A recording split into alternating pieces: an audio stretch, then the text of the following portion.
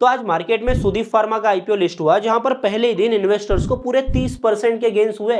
साथ में 3 दिसंबर से हमको 3 आईपीओ ओपन होते हुए दिखाई दे रहे हैं, जहां पर तीनों में ही हमको अच्छा खासा ग्रे मार्केट प्रीमियम देखने को मिल रहा है। तो तीनों ही आईपीओ की अपन बेसिक डिटेल ले लेते हैं, साथ में कुछ इनसाइट्स है आईपीओ मार्केट से रिलेटेड, वो भी आपको जानना जरूरी है, क्योंकि आने वाले टाइम में आईपीओ मार्केट में इन्वेस्टर्स को अच्छा खासा प्रॉफिट होने वाला है। तो स्टार्टिंग से एंड तक पूरा वीडियो को देख लेना। बाकी वीडियो को अगर अभी तक आपने लाइक नहीं किया है तो लाइक के बटन को दबा दो, सीधा अपन वीडियो में चलते हैं।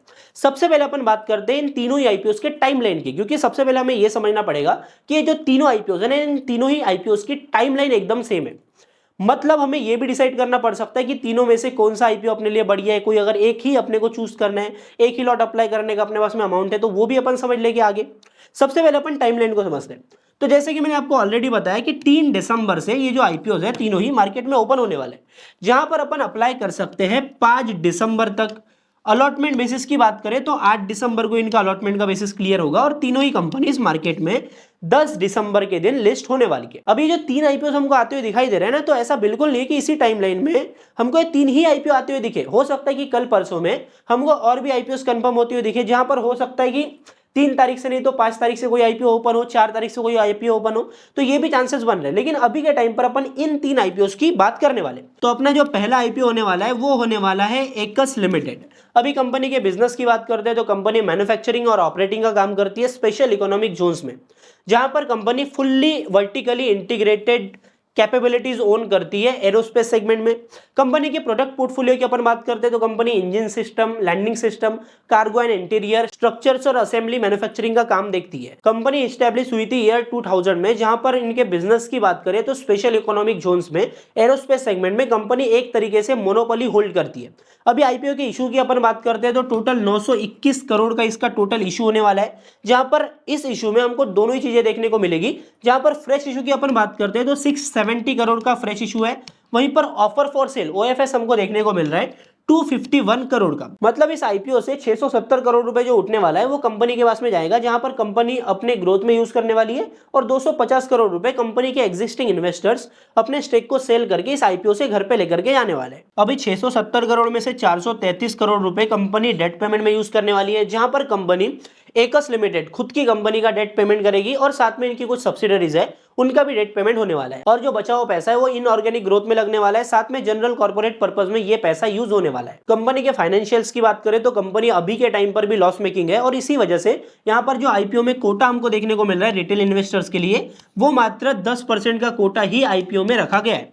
अब यहाँ पर टोटल रिजर्व एप्लीकेशन की अपन बात करते हैं तो इस आईपीओ में रिटेल इन्वेस्टर्स के लिए 61,802 जो एप्लीकेशंस हैं वो रिटेल इन्वेस्टर्स को मिलने वाली है। मतलब इतनी एप्लीकेशंस रिटेल कैटेगरी में अलॉट होगी। बाकी कंपनी के प्राइस बैंड की बात करें तो कंपनी ने आईपीओ का प्राइस बैंड रखा है 118 रुपए से 124 रुपए पर शेयर का, जहां पर शेयर के ऊपर ग्रे मार्केट में अभी के टाइम पर 33 रुपीज का प्रीमियम चल रहा है। वहीं पर अपन परसेंटेज वाइज देखें तो लगभग 27% का गेन हमको अभी के टाइम पर दिखाई दे रहा है। मतलब ग्रे मार्केट में लगभग 27% का प्रीमियम देखने को मिल रहा है, जो कि हमें क्लियरली शो करता है कि ये जो प्रीमियम है ये शेप जोन में है। मतलब आप मान के चलो कि अपन मान के चलते हैं कि 15% के ऊपर अगर प्रीमियम है तो अच्छी बात मानी जाती है, पर ये 27% का है, तो अभी के टाइम पर जो पिक्चर देखने को मिल रही है वो बढ़िया देखने को मिल रही है। बाकी अपन सारी चीजें अभी कंफर्म नहीं करते। 3 दिसंबर का अपन वेट करेंगे, एंकर बुक का अपन वेट करेंगे, साथ में सब्सक्रिप्शन का भी वेट करते हैं, उसके बाद में अपन डिसाइड करते हैं, जिससे कि अपन आईपीओ में रिस्क को ना, अपने रिस्क को और भी मिनिमाइज कर सके और जो अपने प्रॉफिट के चांसेस है उसको और भी मैक्सिमाइज कर सके। अभी बढ़िया बात यह है कि इस वाले आईपीओ में हमको जीएमपी देखने को मिल रहा है। अपना जो अगला आईपीओ है ना, वहां पर भी जीएमपी देखने को मिल रहा है, और दोनों ही आईपीओ का जीएमपी लगभग सिमिलर सा है। और एक पॉजिटिव चीज ये देखने को मिल रही है कि ये जो आईपीओ है एकस लिमिटेड, इससे बड़ा इश्यू हमको अगले आईपीओ का देखने को मिल रहा है। अभी मैं आईपीओ की बात ही कर रहा हूं, तो आप एक चीज समझो, मेरे पास एक डेटा है 1 अक्टूबर से 24 अक्टूबर का ये डेटा है। यहां पर सेबी ने लगभग 174 आईपीओ को अप्रूव कर दिया है। मतलब मान के चलो 1 महीने से भी कम टाइम के अंदर लगभग 150 से भी ज्यादा आईपीओ अप्रूव हो रहे हैं, जहां से काफी सारे आईपीओ जो है वो मेन बोर्ड कैटेगरी के। अभी काफी ऐसे आईपीओ है जो मार्केट कंडीशन खराब होने के कारण मार्केट में आ नहीं पाए। मतलब ऑलरेडी जो अप्रूव्ड आईपीओ का नंबर है ना, वो काफी ज्यादा हो चुका है। अब मार्केट की अपन बात करते हैं तो 26,200 के लेवल पर अभी है। कल अपन ने ऑल टाइम हाई को छूकर आए हैं, और अगर 1 महीने के अंदर ही बोल लो अपन 26,500 के लेवल के ऊपर आते हैं तो मार्केट में आईपीओ की बाढ़ देखने को मिलेगी और हो सकता है कि हमको हर दूसरे आईपीओ में प्रॉफिट देखने को मिले, क्योंकि जब मार्केट बुल रन में आता है तो आईपीओ मार्केट में दबा के प्रॉफिट होता है। तो आईपीओ इन्वेस्टर होना तो अभी से कुर्सी की पेटी बांध लो, रेडी हो जाओ। जीएमपी की चिंता मत करो, मार्केट कंडीशन सुधरेंगे तो जीएमपी ऐसे ही मिलेगा, ठीक है, प्रॉफिट ऐसे ही होगा। जुगाड़ करना है अपने को अलॉटमेंट का, तो इस बात को अपने दिमाग में डाल लो, जितना ज्यादा एप्लीकेशन का जुगाड़ कर सकते हो उतना कर लो। अगले आईपीओ के ऊपर आते हैं। अगला आईपीओ होने वाला है अपना मीशो। अभी मीशो के बारे में काफी लोगों को पता होगा और हो सकता है कि आपने मीशो प्लेटफॉर्म को यूज भी किया होगा। कंपनी के बिजनेस की अपन बात कर लेते हैं तो company multi sided tech driven e commerce platform की तरह लोगों को बता रही है। अभी मैं अपने भाषा में बताऊं तो कंपनी एक प्लेटफॉर्म है, ई कॉम प्लेटफॉर्म है, जहां पर अब सेलर्स अवेलेबल होते हैं, बायर्स अवेलेबल होते हैं, मैं बेसिकली स्टेक होल्डर्स की बात कर रहा हूं, तो जहां पर अपन माल को खरीद सकते हैं। Company low cost logistic model के ऊपर काम करती है, जहां पर कहीं ना कहीं जो लो कॉस्ट प्रोडक्ट्स होते हैं उनको कहीं ना कहीं ज्यादा तवज्जो देने का काम ये मार्केट कर रहा है और कहीं ना कहीं टियर 4 सिटीज में या फिर विलेजेस में ये जो चीजें है ज्यादा बिकती है। मतलब कुल मिला के इनका जो मेजर मार्केट है ना, टारगेटेड मार्केट है, वो टियर 1 और टियर 2 सिटीज तो बिल्कुल नहीं है, ठीक है। और कंपनी के पास में अच्छा खासा एक्सपेंशन का स्कोप भी है, तो उस हिसाब से कोई दिक्कत देखने को नहीं मिल रही है। बाकी अपन आईपीओ की डिटेल्स के ऊपर आते हैं। आईपीओ के इशू की अपन बात करते हैं तो 5,421 करोड़ का इनका टोटल इशू है, जहां पर 4,250 करोड़ का होने वाला है फ्रेश इशू, जो कि काफी बढ़िया बात है। कंपनी अभी भी लॉस मेकिंग है तो फंड रेजल की बिल्कुल जरूरत है, जहां पर ये 5,421 करोड़ में से 4,250 करोड़ रुपए कंपनी की ग्रोथ में लगाने वाले। अब ये पैसा एक्चुअल में कहां लगेगा उसकी भी बात कर लेते हैं, पर आप आगे समझते हैं। ओएफएस की बात करते हैं, ऑफर फॉर सेल की, तो ऑफर फॉर सेल होने वाला है 1171 करोड़ का। अभी स्टार्टअप है और ओएफएस ना करे, एग्जिस्टिंग इन्वेस्टर्स प्रॉफिट बुकिंग करके ना जाए तो ऐसा हो नहीं सकता, ठीक है। तो ये नॉर्मल सी बात है। बाकी इनका 4,250 करोड़ का जो इशू है, फ्रेश इशू है, वो कहां यूज करने वाले वो ओपन समझ लेते हैं। तो क्लाउड इंफ्रा के ऊपर कंपनी इन्वेस्ट करने वाली है पूरी 1,390 करोड़ रुपए। वहीं पर एआई टेक के ऊपर कंपनी इन्वेस्ट करेगी टोटल 480 करोड़ रुपए। अभी जो क्लाउड और एआई स्पेंडिंग जो है ना ई कॉम प्लेटफॉर्म्स की, वो कहीं ना कहीं यहाँ पर हमको काफी ज्यादा देखने को मिल रही है, क्योंकि कंपनीज को ना प्रोडक्ट डिस्कवरी को काफी ज्यादा बेटर करना है और यूजर एक्सपीरियंस प्रोडक्ट डिस्कवरी से ही काफी अच्छा बनता है, जिससे कि कहीं ना कहीं लोग और भी ज्यादा ऐसे प्लेटफॉर्म्स को यूज करते हैं। तो ये एक बेसिक नीड थी जहां पर कंपनी पैसा इन्वेस्ट कर रही है। साथ में ब्रांड मार्केटिंग भी काफी ज्यादा जरूरी है, तो ब्रांड मार्केटिंग के ऊपर कंपनी इन्वेस्ट कर रही है टोटल 1,020 करोड़ रुपए।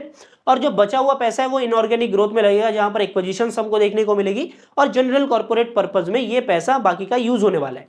बाकी आईपीओ के प्राइस बैंड की अपन बात कर लेते हैं तो 105 रुपए से 111 रुपए पर शेयर का यहाँ पर हमको प्राइस बैंड देखने को मिल रहा है, जहां पर 30 रुपए पर शेयर का ग्रे मार्केट में प्रीमियम देखने को मिल रहा है।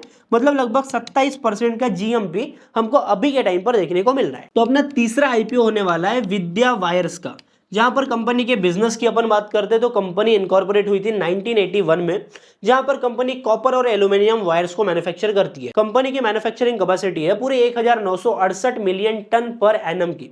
बाकी इशू की बात करें तो इशू हमको उतना बड़ा देखने को नहीं मिल रहा है। 300 करोड़ का ये टोटल आईपीओ होने वाला है, जहां पर 274 करोड़ का होगा फ्रेश इशू और ऑफर फॉर सेल की बात करें तो मात्र 26 करोड़ का ऑफर फॉर सेल होने वाला है, जहां पर ये 274 करोड़ में से टोटल 140 करोड़ रुपए अपना कैपेक्स में यूज करेंगे, जहां पर ये नई मैन्युफैक्चरिंग फैसिलिटी ओपन करने वाले।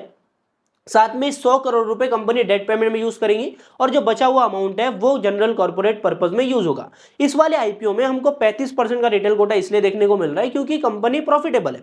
जो दो आईपीओ की हमने बात किया वहां पर इशू हमको बढ़ा था, पर रिटेल कोटा 10% का था। अभी 300 करोड़ का आईपीओ है, 35% के रिटेल कोटा के साथ में रिटेल इन्वेस्टर्स के लिए जो रिजर्व्ड एप्लीकेशन है उसका नंबर हो जाता है टोटल 70,000 का। अभी लगभग 900 करोड़ का हमको आईपीओ देखने को मिल रहा था एकस लिमिटेड का, जहां पर लगभग 60,000 के करीब रिजर्व एप्लीकेशन थी, पर यहां पर हमको 70,000 रिजर्व एप्लीकेशंस देखने को मिल रही है। देखो कंपनी का मार्केट कैप हमको लगभग 1,000 करोड़ के करीब देखने को मिल रहा है, मतलब कंपनी साइज वाइज उतनी बड़ी नहीं है। अभी प्राइस बैंड की अपन बात करते हैं तो कंपनी ने प्राइस बैंड रखा है 48 टू 52 रुपीज पर शेयर का, जहां पर 7 रुपए पर शेयर का ग्रे मार्केट में अभी के टाइम पर प्रीमियम चल रहा है।